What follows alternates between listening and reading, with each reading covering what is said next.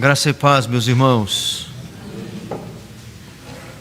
Abramos a palavra do Senhor na carta do apóstolo Paulo aos Efésios, capítulo 1.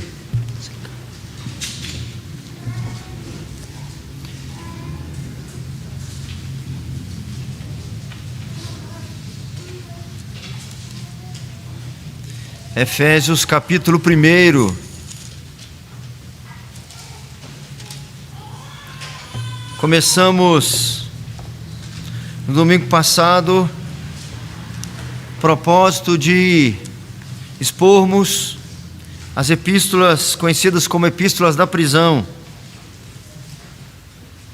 Começamos com esta aos Efésios, nos detivemos nos 2 primeiros versículos, que são denominados prefácio e saudação. Falamos um pouco de quem é o autor dessa epístola, o apóstolo Paulo, qual era a sua condição quando a escreve. Falamos sobre a carta, um pouco dos seus propósitos, de que ela resume boa parte de todo o ensino paulino. Não é a maior, mas talvez seja uma das mais completas epístolas do apóstolo Paulo. Vimos a escolha inspirada por parte do Senhor na sua breve saudação. E agora então nós leremos do verso 13 ao verso 14, a próxima sessão. Os irmãos acompanhem, por favor, a leitura. Bendito o Deus e Pai de nosso Senhor Jesus Cristo, que nos tem abençoado com toda sorte de bênção espiritual nas regiões celestiais em Cristo. Assim como nos escolheu nele antes da fundação do mundo, para sermos santos e irrepreensíveis perante ele, e em amor nos predestinou para ele, para a adoção de filhos, por meio de Jesus Cristo, segundo o beneplácito de sua vontade. Verso 6. Para louvor da glória da sua graça, que ele nos concedeu gratuitamente no amado, no qual temos a redenção pelo seu sangue, a remissão dos pecados, segundo a riqueza da sua graça, que Deus derramou abundantemente sobre nós, em toda a sabedoria e prudência. Ao 9. Desvendando-nos o mistério da sua vontade, segundo o seu beneplácito, que propusera em Cristo, de fazer convergir nele, na dispensação da plenitude dos tempos, todas as coisas, tanto as do céu como as da terra. Nele, digo, no qual fomos também feitos herança, predestinados segundo o propósito daquele que faz todas as coisas, conforme o conselho da sua vontade, a fim de sermos para louvor da sua glória, nós, os que de antemão esperamos em Cristo, em quem também vós, depois que ouvistes a palavra da verdade, o evangelho da vossa salvação, tendo nele também crido, fostes selados com o Santo Espírito da promessa. 14. O qual é o penhor da nossa herança, até ao resgate da sua propriedade, em louvor da sua glória. Oremos mais uma vez, meus irmãos. Santo, eterno, soberano Senhor, nos prostramos ante o teu trono de graças, de graça. Rendemo-nos diante do Senhor, reconhecendo que és magnificente, revestido de glória e de majestade. Reconhecemos que detém todo o poder, que todas as virtudes procedem do Senhor. Reconhecemos que és aquele que controla todas as coisas, as visíveis e as invisíveis, governa, rege e sustém os astros na amplidão dos céus. Reconhecemos que és também aquele Deus compassivo e longânimo e assaz benigno, que apesar de controlar o macro, se atém também nas coisas mais ínfimas das nossas necessidades menores. Eis aqui uma porção da tua igreja, Senhor, povo de tua propriedade exclusiva, povo pelo qual o Cordeiro entregou-se voluntariamente naquele dia, vertendo o seu sangue, para que pudéssemos ser reconciliados com o Senhor, para que pudéssemos hoje nos aproximar do teu trono e render-te adoração. Em Cristo Jesus te imploramos, ó Deus, que fales com a tua igreja, que alimente nossas almas, que instrua-nos por tua palavra santa, que teu Espírito ilumine nossa mente, nosso coração, e que Cristo Jesus seja honrado em cada palavra, em cada expressão, e que a Assembleia armada em nosso meio. E é no nome dele que nós oramos. Amém. Me lembro que no ano de 1988, quando eu estava servindo ao Exército Brasileiro, que tive a oportunidade de ser examinado pelo Conselho da Quinta Igreja Presbiteriana de Juiz de Fora, até então no bairro do Ipiranga, e o pastor, o reverendo Samuel, me fez uma pergunta sobre predestinação. Queria que eu falasse sobre a predestinação, se eu a defendia, se eu a aceitava, e que eu apresentasse algum texto bíblico que fundamentasse a predestinação. E eu usei qual passagem? A carta do apóstolo Paulo aos Efésios. Bons versículos desse que nós lemos aqui foram os que eu citei naquela hora. Durante muito tempo, a impressão que eu tinha era que o apóstolo Paulo tinha um propósito relevante aqui, de ensinar-nos essa doutrina tão importante para nós, a doutrina da eleição e da salvação. Mas estudando um pouco mais, descobri que o centro da mensagem do apóstolo Paulo não é a doutrina da predestinação, ainda que ele a ensine nesse trecho que nós lemos. Nós sabemos que esses temas, essas doutrinas, eleição e predestinação, são temas difíceis para algumas pessoas entenderem.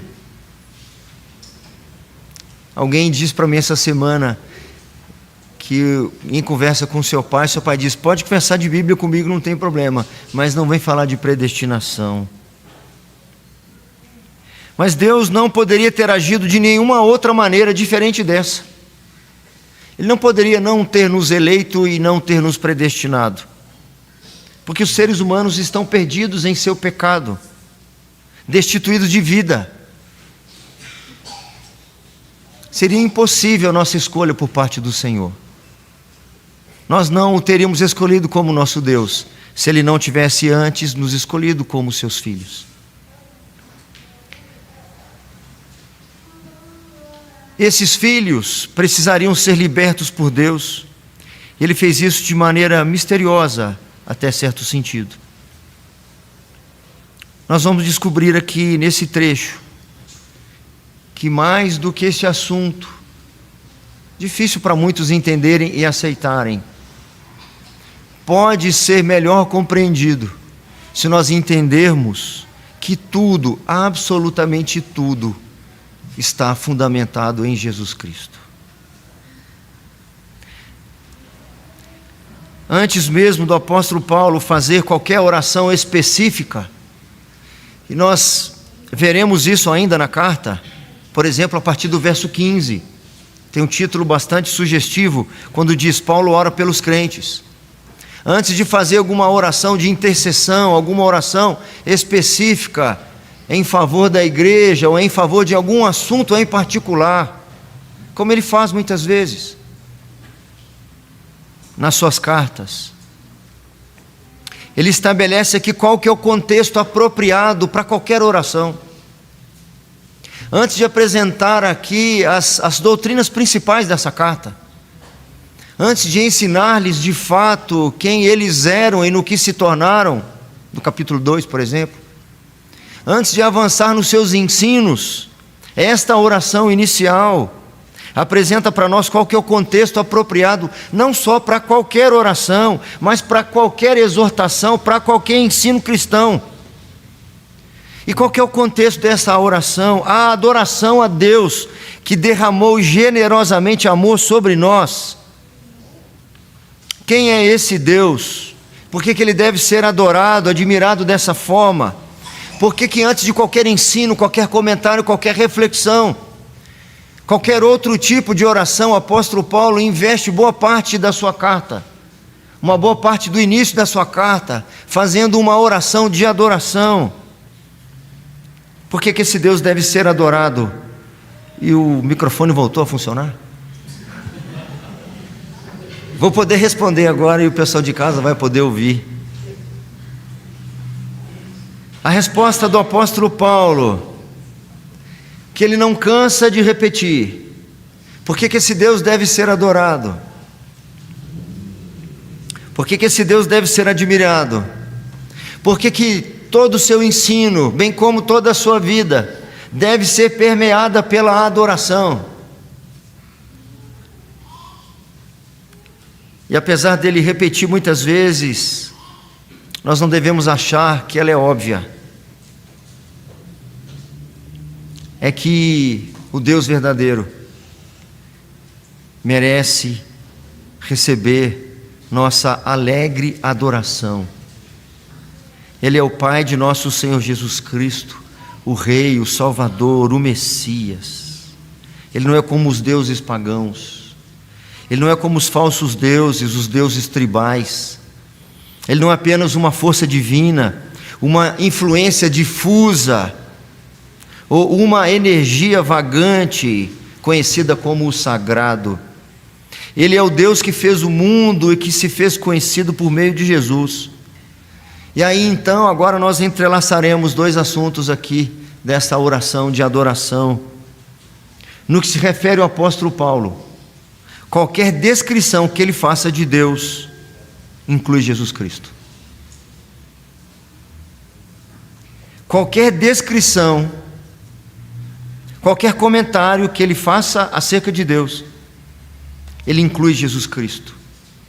A oração aqui é tecida com a história do que Deus fez em Jesus, o Messias prometido.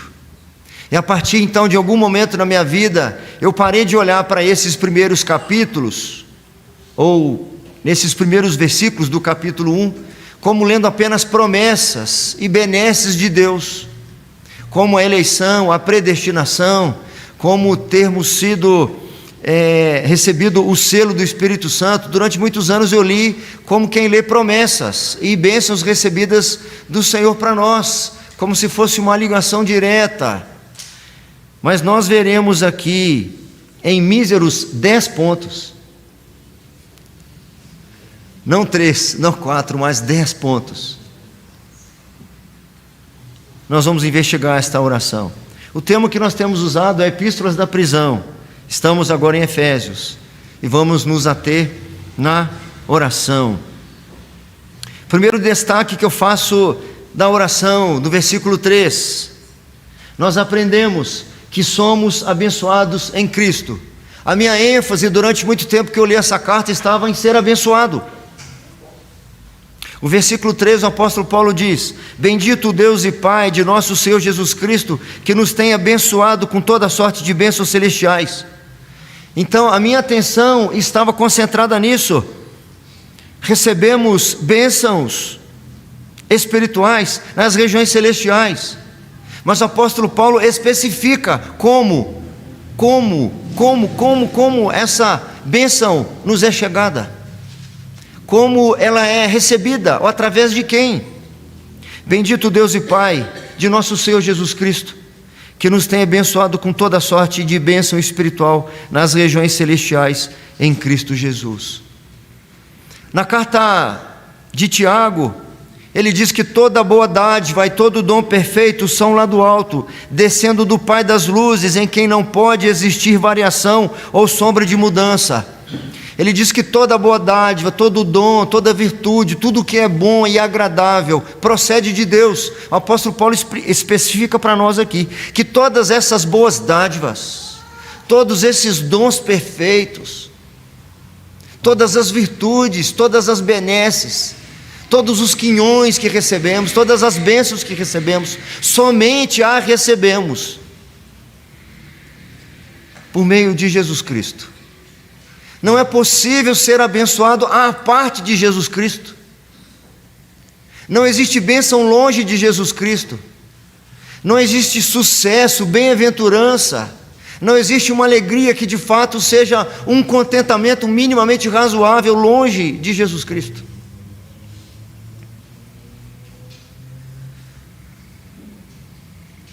Eu vou resumindo cada um dos pontos, porque são muitos. Segundo, o apóstolo Paulo diz: assim como nos escolheu nele antes da fundação do mundo, para sermos santos e irrepreensíveis perante ele e em amor. O pronome aqui ficava em segundo plano para mim, e eu vou dizer isso várias vezes. Para mim a ênfase estava: ele me escolheu. Ele me escolheu e o fez antes da fundação do mundo. Para mim o ensino desse versículo era esse, apenas. E ainda com a finalidade de ser santo e irrepreensível. Mas existem aqui pronomes que indicam que essa escolha da parte de Deus antes da fundação do mundo, o propósito de ter nos escolhidos antes da fundação do mundo para sermos santos e irrepreensíveis, aconteceu em Cristo Jesus. Assim como nos escolheu nele. Em quem? Em Cristo. Porque o versículo 3 termina dessa forma: toda sorte de bênção espiritual nas regiões celestiais em Cristo. Assim como nos escolheu nele. Nele quem? Em Cristo. Antes da fundação do mundo, para sermos santos e irrepreensíveis perante quem? Perante Cristo. É em Cristo.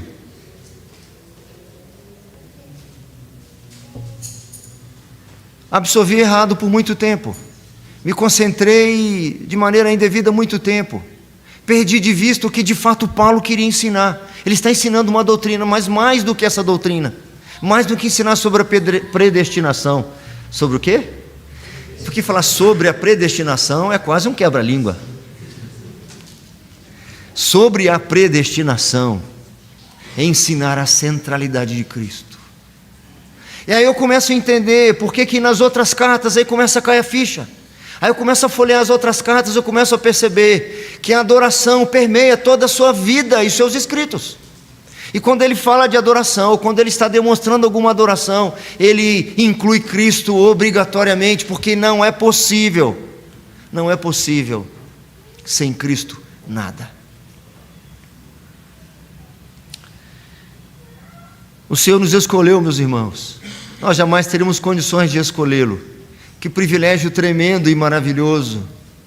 Mas Deus jamais teria feito isso sem o sacrifício de Cristo, sem o acerto que a segunda pessoa da Trindade fez lá na eternidade, assumindo o compromisso de vir na história humana, abrir mão da sua glória eterna e se tornar um de nós, para nos resgatar dos nossos vis pecados. Deus jamais nos escolheria inimigos, traidores, rebeldes, gente terrivelmente inimiga de Deus, gente que traiu o Senhor, gente que naturalmente é inimiga do Senhor, jamais nos escolheria. Não há nenhum argumento, não há nenhum elemento que fizesse com que essa escolha acontecesse, a não ser Cristo Jesus. Foi por causa de Cristo. Quando eu estava relendo essa passagem, eu me lembrei de um trecho lá do primeiro livro de Crônicas, quando o autor fala sobre o chamado de Davi, sobre a escolha de Davi, demonstrando ali de maneira muito interessante como que ele foi escolhido. Se você se lembra da passagem, Samuel, o homem de Deus, teve a incumbência de ungir o próximo rei de Israel, e seria um dos filhos de Jessé.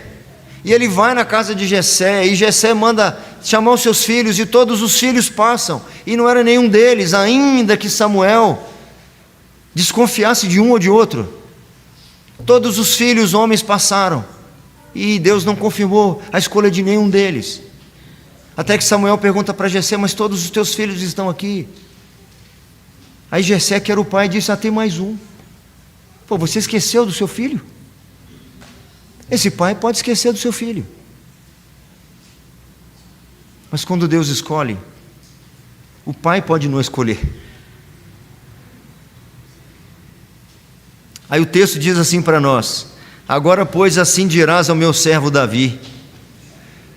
Talvez Davi tivesse ali meio aborrecido, meio triste, se sentindo meio órfão, meio abandonado, e recebe essa mensagem: agora, pois, assim dirás ao meu servo Davi: assim diz o Senhor dos Exércitos, tomei-te da malhada de trás das ovelhas. Você estava esquecido lá no pasto, no meio das ovelhas, mas eu escolhi você. Não tinha virtude nenhuma em você, nem o seu pai escolheria você. Ninguém escolheria você. Quando você mais tarde se apresenta diante do filisteu, do gigante lá, Golias, ninguém, nem os seus irmãos, confiaram que você pudesse ser alguma coisa. Nem o seu rei confiou que você pudesse ser alguma coisa. Mas eu escolhi você, sabe por quê, Davi? Não é por sua causa. Assim como nos escolheu nele antes da fundação do mundo, nos escolheu nele, em Cristo. Eu preciso, algumas vezes, ao longo da nossa caminhada desses 10 pontos, preciso algumas vezes fazer uma aplicação. Será que em algum momento nós vamos compreender de fato que não deve haver centralidade nenhuma minha em nada nessa vida? Que eu não devo centralizar a minha pessoa, os meus interesses, os meus desejos, a minha vontade em nada nessa vida? Absolutamente nada. Eu sou totalmente imerecedor de qualquer coisa. Eu não tenho que me defender de maneira nenhuma, porque qualquer acusação em relação a mim, ela pode ser injusta, no sentido de não ser completa. Porque o que nós merecemos, o que eu mereço, eu jamais conseguirei experimentar. Nós cantamos hoje aqui um cântico no início, que eu esqueci. É esse pedaço aí, a última estrofe, eu acho, ou um refrão, não sei se é refrão, isso que eu esqueci. Quando nós cantamos: eu nunca saberei o preço dos meus pecados lá na cruz. Eu nunca saberei. E eu posso em algum momento achar que eu tenho algum mérito, algum valor, que talvez alguma coisa fez com que o Senhor me escolhesse. Tem alguma coisa de bom em mim? Todo mundo tem alguma coisa de bom. Todo mundo tem um lado bom, pastor, não é possível. Vamos adiante, número 3.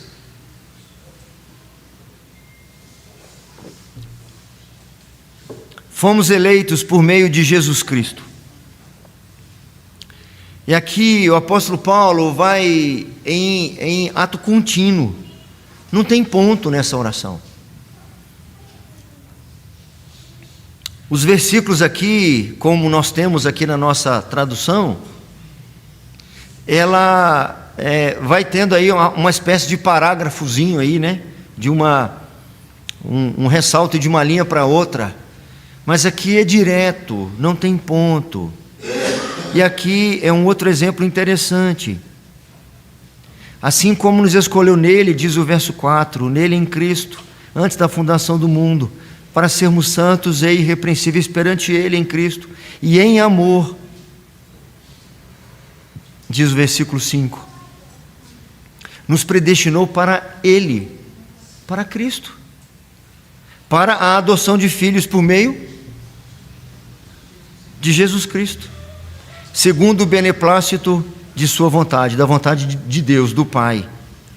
Ele nos escolheu, nos predestinou para ele, para Deus, o Pai, para a adoção de filhos, e ele nos elegeu, nos predestinou por meio de Jesus Cristo, por meio de Jesus Cristo. Ele foi a origem de eu ter sido escolhido, e ele foi também o meio pelo qual eu fui eleito e escolhido. Ele não só foi aquele que justificou a minha escolha, ou a escolha que Deus fez a meu respeito. Eu vou escolher você por causa do meu filho. Não apenas porque ele foi aquele que originou a sua eleição, mas ele vai ser aquele que dará cabo da sua salvação. É por essa razão, talvez, que ele escreve aos Romanos aquele trecho maravilhoso que vez ou outra eu repito aqui para os irmãos. Ele está escrevendo uma carta, está dando instruções, e de repente ele começa algumas interjeições. Oh, a profundidade da riqueza, tanto da sabedoria como do conhecimento de Deus. Quão insondáveis são os seus juízos e inescrutáveis os seus caminhos. Quem, pois, conheceu a mente do nosso Senhor? Quem foi o seu conselheiro? Quem primeiro lhe deu para que ele venha a ser restituído? E aí ele vai emendar dentro do contexto, ele está falando de Cristo, ele diz, porque dele, foi a partir dele que nós somos escolhidos. Foi por meio dele, por suas pisaduras, por sua obediência, por sua missão cumprida, por seu sacrifício na cruz do Calvário. Porque dele, por meio dele e para ele. Complete. A ele, pois, a glória eternamente. Amém. Toda a escolha da parte de Deus no que se refere a seu povo foi feita por meio de Cristo. Quando nós relemos, por exemplo, o livro de Números, e que Deus está ali irado com o povo por causa da sua incredulidade, quando depois de mais ou menos 12 meses de caminhada e acampamentos, eles chegam então nos limites da terra prometida, quando o retorno daqueles 12 espias e 10 deles dão um relatório negativo, ainda que 2 deles dessem um relatório positivo, o povo prefere ouvir o relatório negativo e peca em relação ao Senhor. E Deus então disse que ia consumir todo aquele povo, e de Moisés faria uma grande nação, e Moisés então intercede para que o povo fosse preservado, para que o povo pudesse ser salvo da ira divina. Não foi por causa de Moisés, não foi por causa da oração de Moisés. Moisés está ali tipificando o próprio Cristo. Toda a escolha, toda a boa dádiva, toda a bênção é por meio de Cristo. E em amor Ele nos predestinou para Ele, apesar de nós. E aí é relevante para nós saber quem escreveu essa carta. Segundo os comentários que eu falei com os irmãos na semana passada, quem escreve essa carta, que diz que o Senhor fez isso, era alguém de forma inusitada, se transformou em discípulo de Cristo, um perseguidor da igreja, um sujeito que era inimigo da cruz, que prendeu e lançou na prisão muitos daqueles que amavam Jesus Cristo. Muitos foram mortos com a anuência dele, muitos foram lançados às feras que ele tinha prendido. E se o Senhor o alcançou, apesar dele ser quem ele era, Ele pode fazer isso conosco também. E o apóstolo Paulo reconhece mais do que ninguém que ele não foi escolhido por meio da sua obediência, por meio da sua capacidade, por meio dos seus méritos, por meio das suas virtudes. Ele foi escolhido por meio de Cristo. Vamos mais um. 6, versículo 6 é o ponto 4. Nós recebemos graça por meio de Jesus Cristo, para louvor da glória de sua graça, de Deus, o Pai, que Ele nos concedeu gratuitamente no amado. Isso precisa me chamar a atenção. E por que não chamou a atenção antes?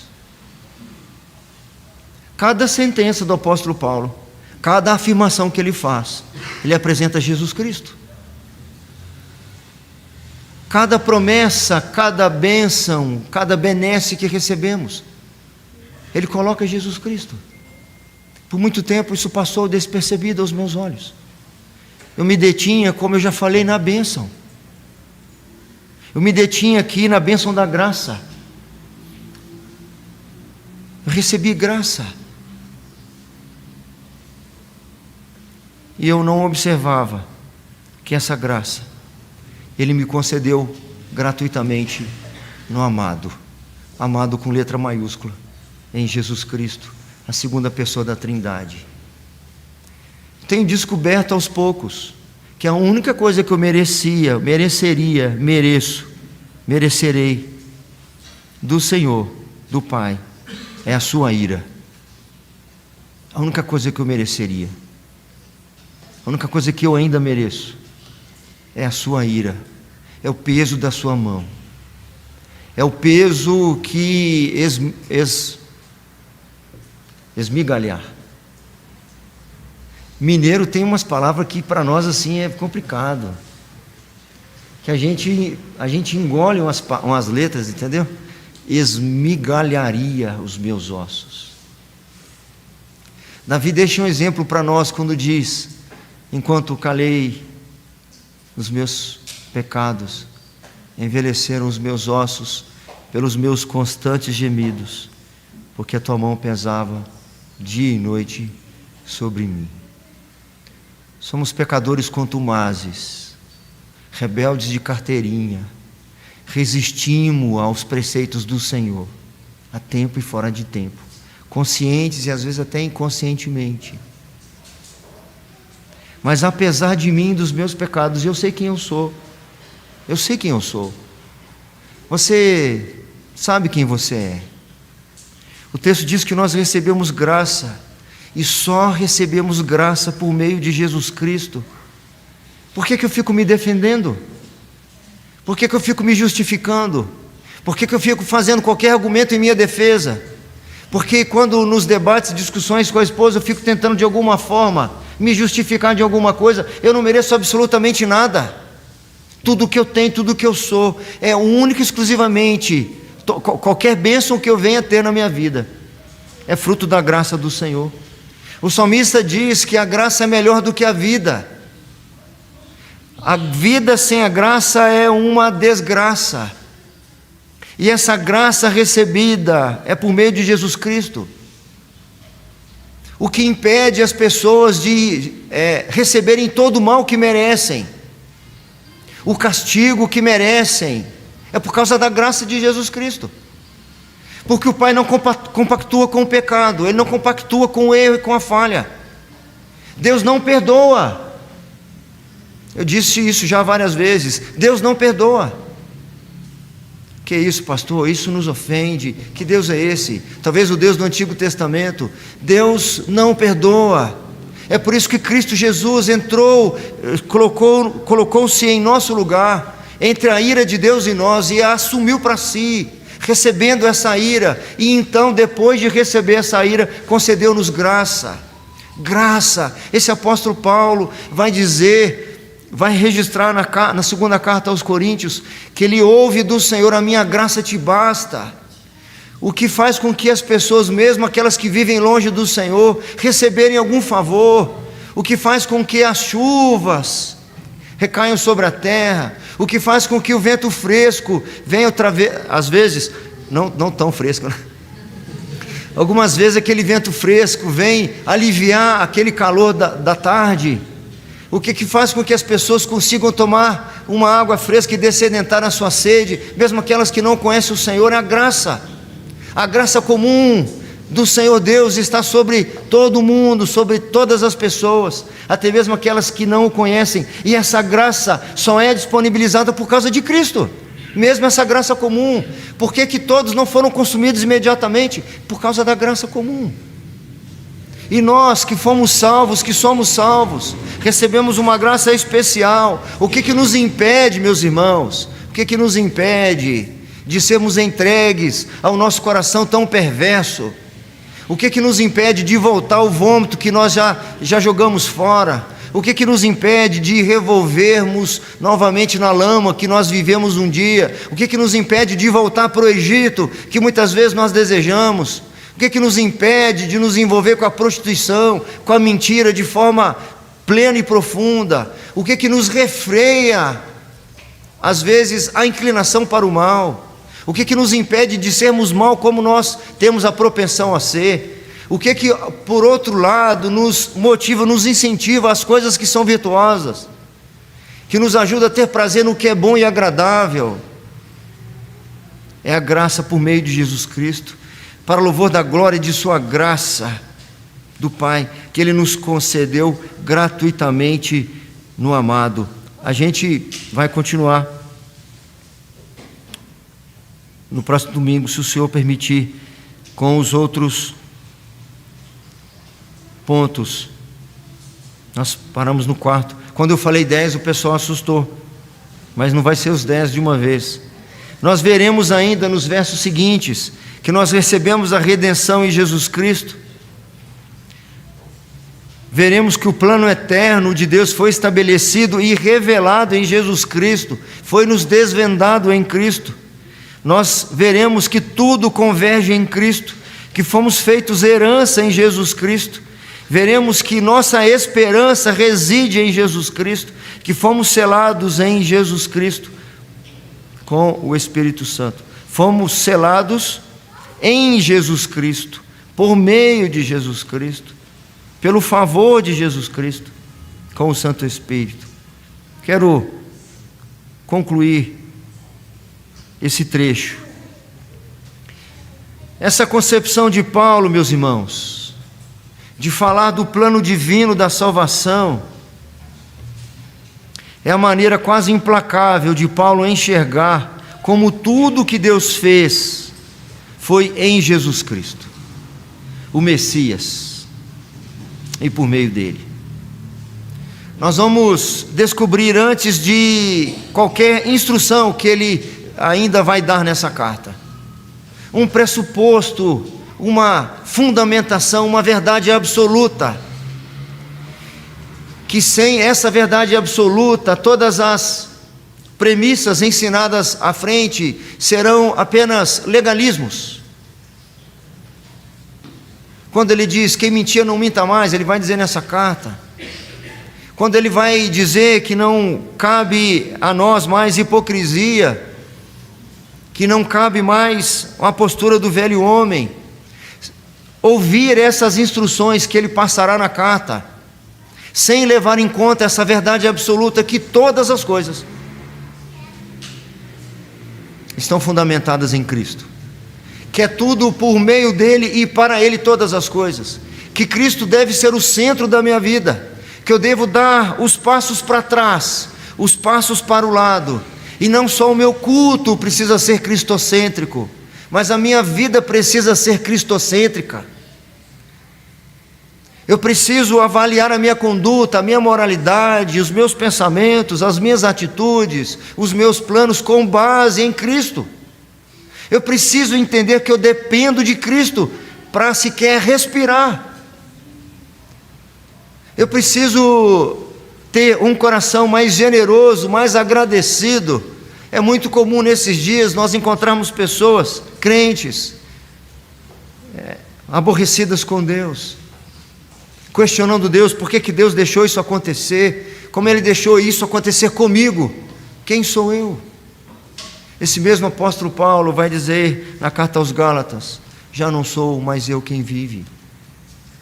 Se nós aprendermos isso, meus amados irmãos, os nossos aborrecimentos, eles se esvairão, porque os nossos aborrecimentos, via de regra, são porque as nossas vontades ou nosso ego não foi massageado, nossa vontade não foi atendida, não foi do jeito que eu queria. Tem um cântico que não expressa profundamente essa verdade, mas pode nos ajudar a compreender, que diz assim, só de ouvir tua voz.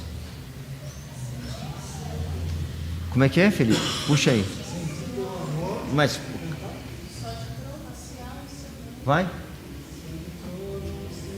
Começa assim, não? Como é que começa?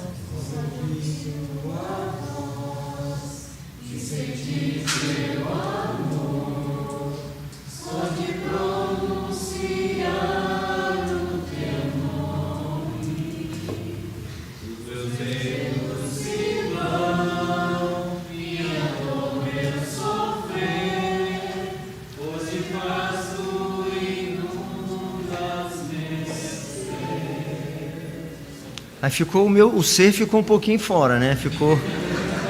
Cada ser ficou em um lugar aí, né? Cada ser ficou num lugar, né? Cada ser. Não é só de pronunciar o nome dele, é de reconhecer que tudo é dele, não é nada meu. O que provoca o medo em mim? O que provoca o pavor? O que provoca a ofensa? A centralidade das minhas vontades está centralizado em mim.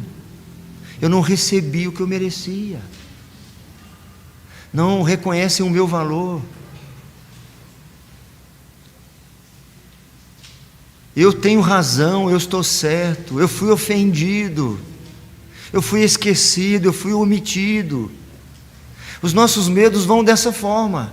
O Senhor esqueceu de mim, por isso que eu estou doente. O Senhor deve ter se esquecido de mim, por isso que eu não consegui aquele emprego. Tem muita gente andando na igreja assim, tendo um relacionamento com Deus dessa forma. O outro foi promovido no meu lugar e eu que merecia. Estou aqui há muito mais tempo. Os meus medos advêm de uma centralidade da minha própria vida e do meu ego. Tudo é de Cristo, tudo é para Cristo. Eu sei que deve ser uma dor mais terrível do mundo perder um filho, mas nem mesmo os meus filhos são meus. Tudo é de Cristo. Bendito Deus e Pai de nosso Senhor Jesus Cristo, que nos tem abençoado com toda a sorte de bênção espiritual nas regiões celestiais em Cristo, assim como nos escolheu nele antes da fundação do mundo para sermos santos e irrepreensíveis perante ele, Cristo, e em amor nos predestinou para ele, para a adoção de filhos por meio de Jesus Cristo, segundo o beneplácito de sua vontade. Eu vou encerrar aqui no 6, para louvor da glória de sua graça, que ele nos concedeu gratuitamente no amado. Eu vou insistir na continuação, de que, a exemplo do apóstolo Paulo, devemos aprender aquilo que ele escreve aos Gálatas, quando é questionado sobre a sua credencial. E qual a credencial que ele apresenta aos Gálatas? Logo, já não sou mais eu quem vive, eu não sou o centro de mais nada. Não é a minha formação, não é o meu currículo, não é o meu patrimônio, não são os meus bens, não é a minha vontade, não é mais o meu querer, não são mais os meus desejos, mas é Cristo que vive em mim. E esse viver que eu tenho pela fé, eu vivo para aquele que me amou e por mim se entregou. Que nós aprendamos, eu particularmente, essa verdade, que eu aprenda a ter prazer em renunciar, em dar a vez, em dar um passo atrás, em sair do centro, morrer para as minhas vontades, mortificar a minha carne, e como ouvimos hoje pela manhã, prosseguir a carreira que me está proposta, a carreira que nos está proposta. Quando Jesus diz, sem mim nada podeis fazer, não é um jargão cristão, é sem Cristo nada podemos fazer. Que vivamos nessa dependência.